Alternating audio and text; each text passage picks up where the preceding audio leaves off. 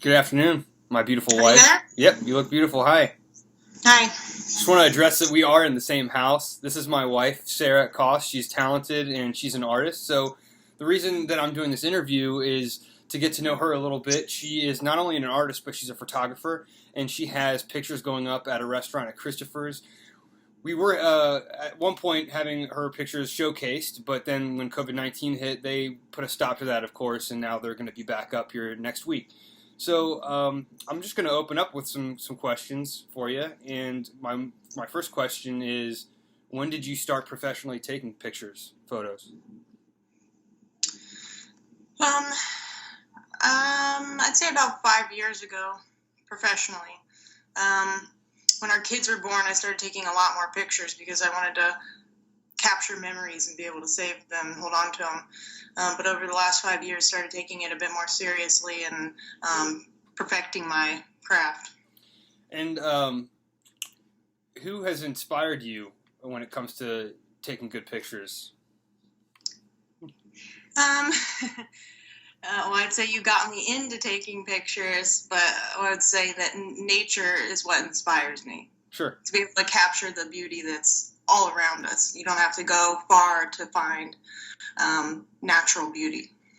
Do you have any formal training in photography or art? Have you taken any classes in either or? I took a lot of art classes at Sinclair, and then at Fairmont I took art photo class. But other than that, really just learn by doing it and getting better through time. What art projects are you currently working on right now or in the future here?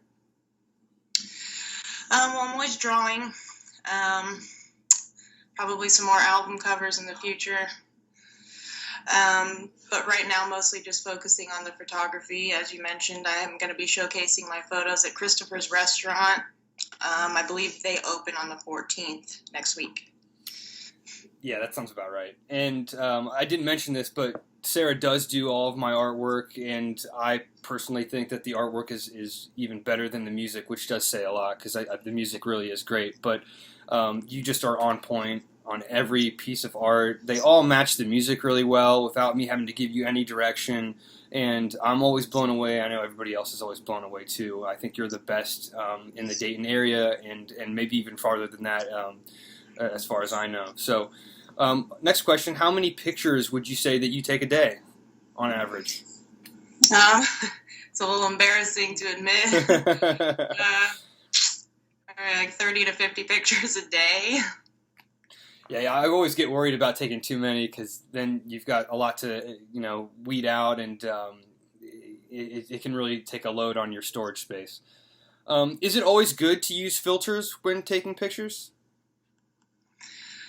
I like to keep it as true as possible, unedited.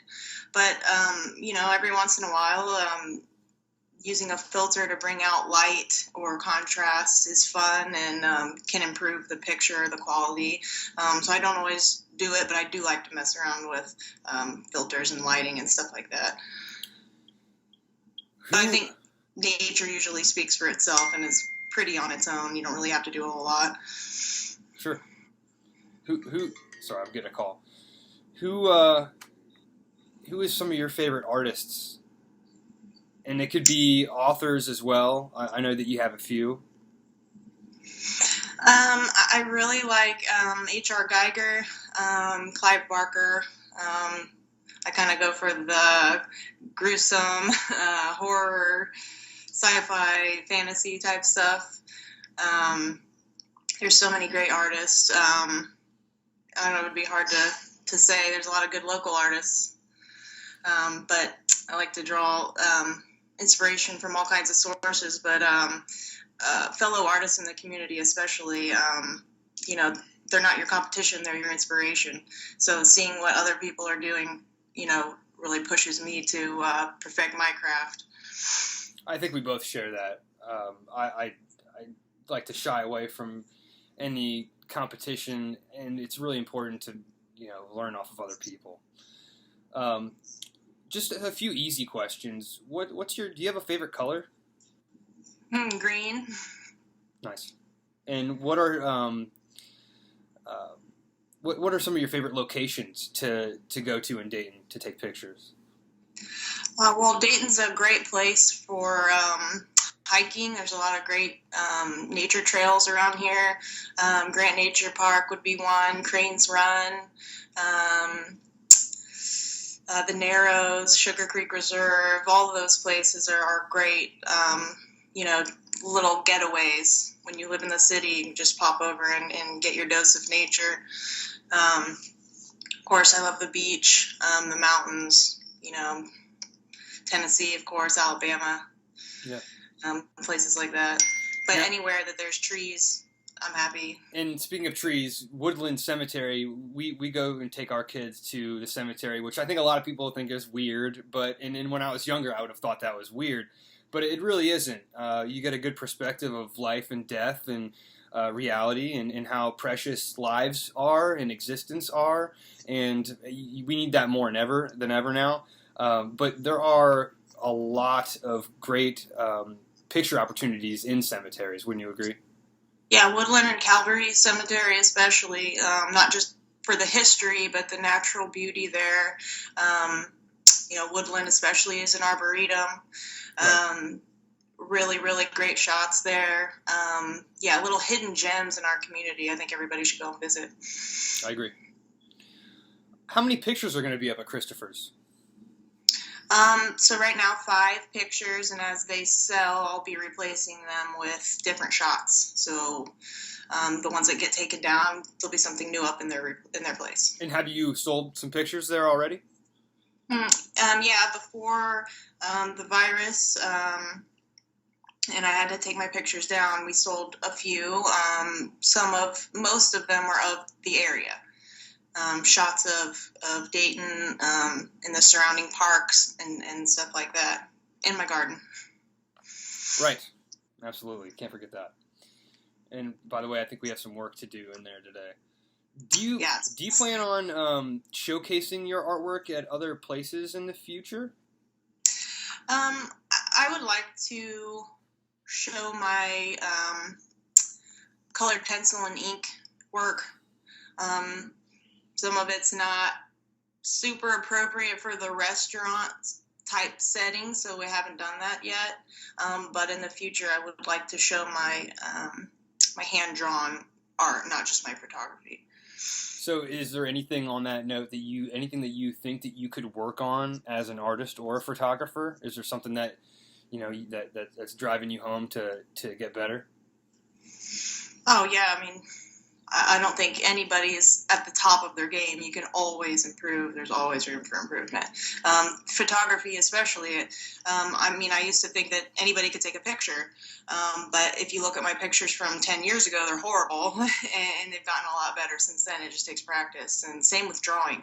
If I look at my drawings from 10 years ago, it's embarrassing.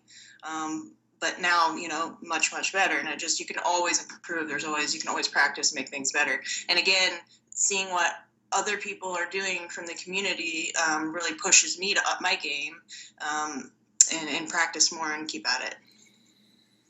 And you can tell here, I mentioned this, but this is one of your pictures right here, and this was taken on an iPhone, correct? Yes. Yeah, I take a lot of my pictures on an iPhone. It may not be the most professional way to shoot, but it's always on me and it's handy. I think that it takes really quality, good pictures. Yeah. But yeah, the one especially behind you is taken on an iPhone, and it's one of my favorite flowers, a galaxy petunia, and obviously a monarch butterfly. But mostly it's just the spontaneousness, especially when you're capturing nature, animals, bugs. It helps to have your phone right on you and be able to capture it right then. Right. And how frustrating is it to try to creep up to those insects and animals before they get scared? So I always like seeing that. I always like watching you get real close, and I feel like my job is always to shut up and be quiet and try to maybe take care of the kids to make sure that they don't ruin a photo opportunity for you. But I agree. I think that the phones are improving and that it's not that big of a deal. Like iPhone 11 is a really great camera on that phone. So, I think if there's a will, there's a way, and it should inspire other people to not be afraid to take it seriously and take good pictures. Yeah. I would say if you think you don't have the money to put into it or something, don't let that discourage you. Go ahead and take the pictures. You don't need the best to, accomplish your goal. Yeah. Yeah, I said something before, but I feel like you almost could never take too many pictures. So, yeah, usually I have to take hundreds of pictures of a butterfly for one of them to be good. So right. Yeah, that's a trick of the trade right there. How do you come up with the Justin Cost artwork for my albums? Well, again, I really like the sci-fi fantasy type aspect of it, but also I'm always been influenced by pop art and big bright colors, and it helps to hear the music and be able to fit it with what's going on in the music. So just bright bold colors, big lines, and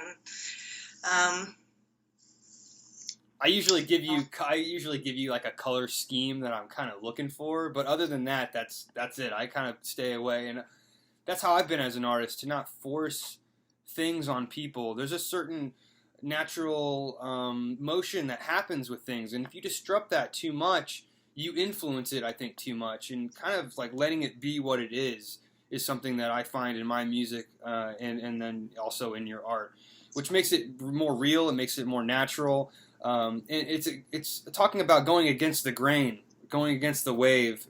Sometimes it's important to push back, but I think we're talking about art and creativity, is to let it just be what it is and try not to question it too much. And you and I both do a really good job of that, not just in art, but I think in our lives. So here's a really good, it's a fun question. It's a would you rather, which our son loves. Would you rather be forced to walk under a tree full of inchworms or have to listen to Taylor Swift just for one day? And really think about that. Really think about that. I'm talking 24 hours. I would be playing Taylor Swift while you're sleeping. Well, it's not necessarily my type of music, but she is very talented. So I would pick Taylor Swift because if anyone knows me, I'm deathly afraid of inchworms. So I just think worms on a string isn't natural and it shouldn't be there. Just trying to put this in perspective.